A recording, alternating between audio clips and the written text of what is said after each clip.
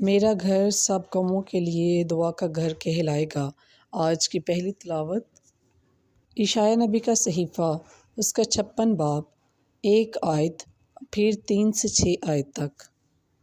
خداوند یوں فرماتا ہے،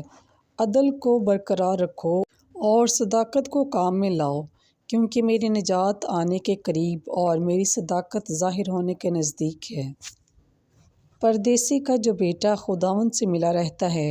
وہ نہ کہے کہ خداوند نے اپنی امت سے مجھے بالکل جدا کر دیا، اور مخنث نہ کہے، دیکھ میں سوکھا درخت ہوں، کیونکہ خداوند مخنثوں کے حق میں یوں فرماتا ہے کہ جو میرے سبتوں کو مانتے ہیں اور میری پسند کی باتیں اختیار کرتے ہیں اور میرے عہد سے لپٹے رہتے ہیں،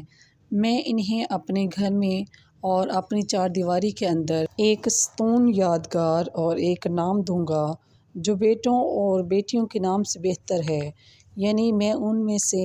ہر ایک کو ایک ابدی نام دوں گا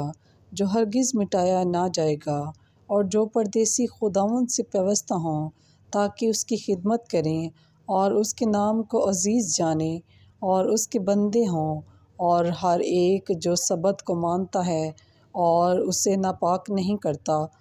اور جو میرے عہد سے لپٹے رہتے ہیں۔ پس پاکلام کے پڑھے اور سنے جانے پر خداوند کی خاص برکت ہو۔ خداوند کا شکر ہو۔